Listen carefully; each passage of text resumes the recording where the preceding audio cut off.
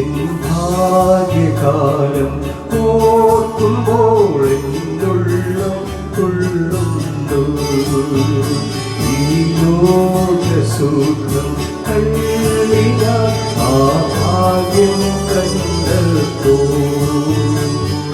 നിത്യമാം രാജ്യത്തിൽ അന്നു ഞാൻ പാടിടും.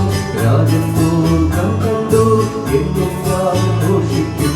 രക്തത്തിൽ ഫലമായി വാഴുമേ സ്വർഗ്ഗത്തിൽ കോടി കോടി യുഗങ്ങളായി.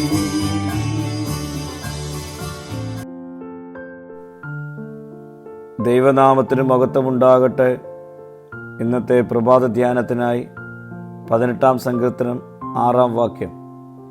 എൻ്റെ കഷ്ടതയിൽ ഞാൻ യഹോവയെ വിളിച്ചപേക്ഷിച്ചു, എൻ്റെ ദൈവത്തോട് നിലവിളിച്ചു.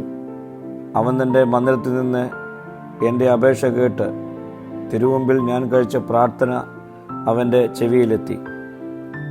ജീവൻ അപകടത്തിലാകുന്ന അനേക സന്ദർഭങ്ങളിലൂടെ ദാവീദ് കടന്നുപോകുന്നു.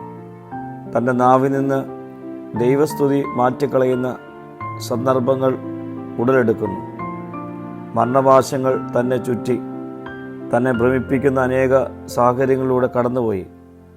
എന്നാൽ അതിൻ്റെ മധ്യത്തിലും ദൈവത്തോട് നിലവിളിക്കുന്ന ദാവീദിനെയാണ് ഈ വാക്യത്തിൽ നാം കാണുന്നത്.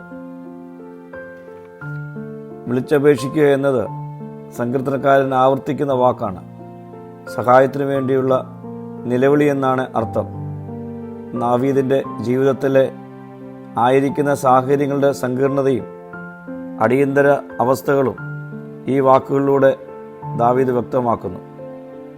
ദൈവത്തിൻ്റെ സ്വർഗീയ വാസസ്ഥലമായ മന്ദിരത്തിൽ നിന്നും തൻ്റെ നിലവിളി കേട്ട് തന്നെ വിടുവിച്ചു എന്ന് പറഞ്ഞാണ് സങ്കീർത്തനക്കാരൻ ഈ വാക്യം അവസാനിപ്പിക്കുന്നത്. പ്രിയ സ്നേഹിതരെ, നമ്മുടെ കഷ്ടതയിൽ നമ്മുടെ നിലവിളി കേട്ട് നമുക്ക് ഉത്തരം അരുളുന്ന ഒരു കർത്താവ് നമുക്കുണ്ട്. അവൻ നമ്മുടെ നിലവിളി കേൾക്കും. അപേക്ഷിച്ചാൽ ഉപേക്ഷിക്കാത്ത ദൈവത്തെ നമുക്ക് മുറുകെ പിടിക്കാം. പ്രാർത്ഥിക്കാം. കർത്താവേ, ഞങ്ങളുടെ കഷ്ടതകളിൽ ഞങ്ങളുടെ നിലവിളി ഉയരുമ്പോൾ ഞങ്ങളുടെ നിലവിളി കേട്ട് ഞങ്ങൾക്ക് ഉത്തരം അല്ലണമേ. മഹത്വം നീ എടുക്കണം. യേശുവിൻ്റെ നാമത്തിൽ തന്നെ. ആമീൻ.